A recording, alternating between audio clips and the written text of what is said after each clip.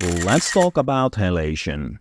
Halation is an optical phenomenon that occurs in analog photography and filmmaking, where a halo-like glow or diffusion of light appears around bright objects or light sources. It is caused by light scattering and reflecting within the layers of the film and camera. The presence of an anti-halation layer in film helps to minimize this effect by reducing the spread of residual light and softening the appearance of halos. Halations are mostly red due to how emulsion layers are set up in film. Red is the last color emulsion layer, therefore gets most of the reflection from the back. In some cases, light may also penetrate the green layer. The halos then exhibit an orange tint. Interesting theory. Let's have a look on how we can recreate halation using Affinity Photo. I will first share 3 similar videos to create halation, and at the end of the video, I will share the 4th method for a more manual workflow. So here's our test image. First thing I'm going to do is to duplicate the image. Halation usually occurs around bright areas of an image, so we need to filter the bright areas. To do that, I'm going to use the threshold adjustment. With the threshold adjustment, we can select the areas where halation will need to occur. In this case, it will be mainly the lights located on the center top of the image. In order to create the halo effect, I'm going to add a Gaussian blur filter on top of the threshold adjustment and increase the blur until we have nice soft edges. As seen in the beginning of the video, halation occurs mostly in the red, so I'm going to add a fill layer and make sure it gets the red color. The fill layer will be your halation color, so for an orange halation effect, you can set this color to orange, but I'll keep it red for this example. The red fill layer filled the whole canvas, but we only want this to apply to the blurred white area we created earlier. To do that, I can change the blend mode to linear burn or multiply. The linear burn and the multiply blend modes are part of the darken group, where the applied layer will have no effect on black. This is why the whites have become red and the blacks remained untouched by the red, resulting in exactly what we need. Excellent, we're almost done. Let's group the 3 layers we created and name the group. I'm going to call it halation threshold. To apply the halation effect, we just need to set the blend mode of this group to screen. The screen blend mode is part of the lighten group. In the lighten blend modes, black has no effect on the layer below. So by using the screen blend mode, the blacks are ignored from the group layer and the reds are used to brighten the image below, which at the end creates the halation effect we were looking for. Pretty awesome. To make the halation stronger, we can add a curves adjustment to the group. By adjusting the curve, the halation can become more or less visible. This is because the curves adjustment modifies the brightness of the red. If you prefer, you could also use a brightness and contrast adjustment or a levels adjustment. Additionally, we have the option to adjust the threshold, thereby influencing the regions of the image that exhibit halation. It would make sense to apply the halation predominantly to the bright areas. Pretty neat. Now let's look at the second method, which basically applies the same theory, but instead of using a threshold adjustment, we will use blend ranges, and as you know by now, I love blend ranges.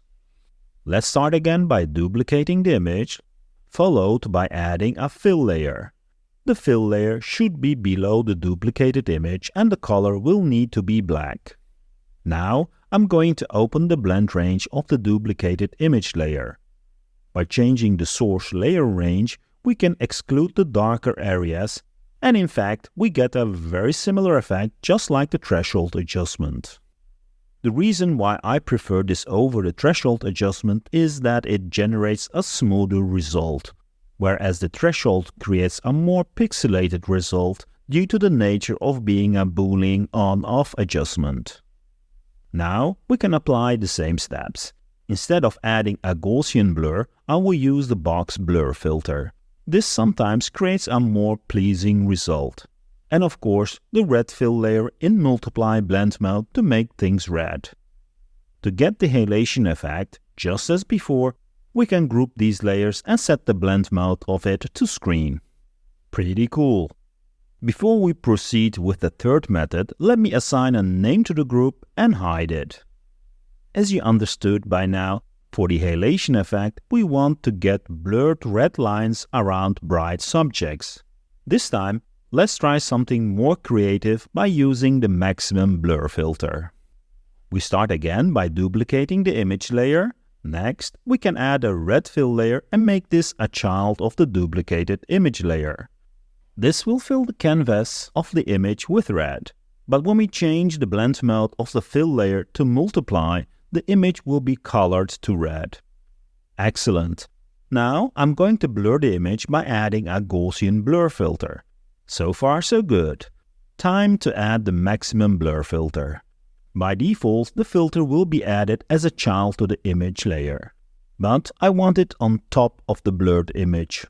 So I will drag it out and put it on top of the image layer. Let's increase the radius of the maximum blur, and it looks like nothing has changed. But see what happens when we change the blend mode of this filter layer to difference. This will show us exactly what is being applied by the maximum filter. By adjusting the radius, I can select the area where the halation will occur. Pretty neat. As a final step, I will add a Gaussian blur on top of it to smoothen things down. And if I apply this Gaussian blur in soft light blend mode, we only get the strongest areas. Notice how we got a very similar result as the previous methods. A nice red blur around the bright areas of the image. Let's group these layers again and apply the group in screen blend mode to get the halation effect. The advantage of this method compared to the previous method is that it works on contours. By adjusting the maximum blur radius, notice how more halation is added to more subjects. The strength of the halation can be controlled with the first Gaussian blur, which was applied to the duplicate of the image. Let's wrap up this image. I think the halation will work better if the image will be a bit darker. To achieve that, we can add a curves adjustment and lower the curve. I'm going to turn off the last halation group and use the threshold halation for this image.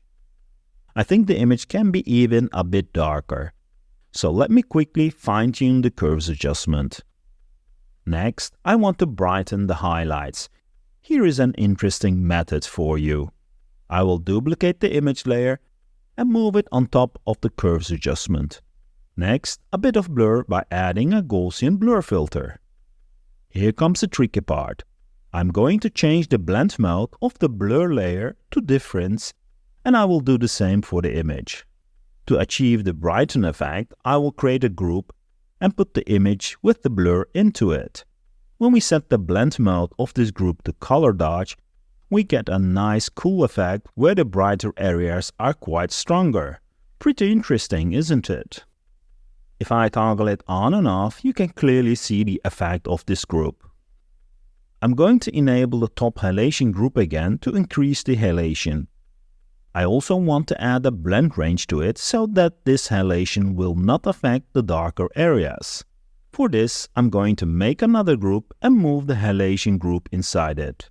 Now I can change the blend range as required. By the way, the reason why I'm doing this is because Affinity has some kind of glitch where a group or a layer having a filter applied, blend ranges do not work somehow. Putting it in a new group fixes that. I also want to sharpen the image a bit. To sharpen, I'm going to duplicate the original image layer and apply a maximum live filter. Let me turn off all the other groups so we can better see what is going on. When I set the blend mode of the maximum blur to difference, we get the lines created by the maximum blur. If we subtract what we are seeing from the original image, we will make the edges darker, creating a darken with sharpen effect. So let's change the blend mode of this layer to subtract. Notice how the image has gotten darker but also sharper, as there is more contrast in the lines. The sharpen and darken fits perfectly with our composition, as we also used a curves adjustment to darken the composition earlier. Let's enable the adjustments and see the final result. Pretty awesome. As I have two halation groups applied, we can experiment by changing the halation color. Remember that the halation usually occurs in the red channel, but the reflected light might also hit the green. To achieve that, we can simply change the halation color in one of the halation groups. Let's change it in the top group. When I change the halation color to green, notice how we get a more of an orange halation. Pretty awesome. Let's reset back to red and continue looking at some examples. Keep watching as I will share the final technique after the examples. So here is a very similar image. The image was quite cold, so with a white balance I made it a bit warmer and then applied the same steps as before, where I brightened the highlights and used a curves adjustment to dim down the overall image. And on top our halation group. Let's look at this example. The image is not suited for halation, but I wanted to show you the advantage of the maximum blur version. When I turn the threshold method, notice how very little areas will get halation. If we wanted halation around the subject, the maximum blur version is much more suitable, as you can see. Let me set the group to screen blend mode and notice how the halation is around the subject. Compare this with the threshold version. Remember, you can always apply a mask to the maximum blur group for the areas you don't want to have halation. Which brings me to the final method. As you have seen, with all the previous methods, you cannot really control where you want the halation to occur.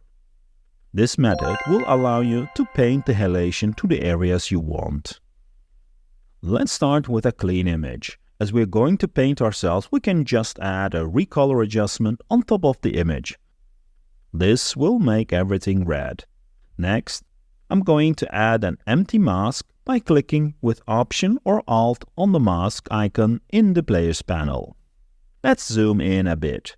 Now, with a white soft flow brush, we can paint in the halation on the areas we like. Pretty easy, right? Here are a couple of tips to really fine-tune the mask we just painted in. First, I'm going to add a blur filter and move it to the mask layer. This way, our painted mask will become softer. Make sure that the Preserve Alpha is turned off, as the mask layer only contains an alpha channel. To change the mask density, we can add a curves adjustment and move this to the mask. In the curves dialog, you can select the alpha channel and fine-tune the strength or the density of the mask by modifying the alpha curve. By making the highlights stronger, we get a much stronger result. As a final step, if you think the halation is too thick, we can add a minimum blur on top of the mask. By increasing the radius of the minimum blur, the mask will shrink, resulting in a thinner halation. We can now paint on the areas where we want halation to occur, and as we have only used live layers, we can fine-tune the effect later at any time. I have covered a lot of material in this video, and I hope you learned something new along the way. Let me know in the comments if you have any questions or want me to do a follow-up on a specific method shown during this video. Thank you for watching, and until the next video.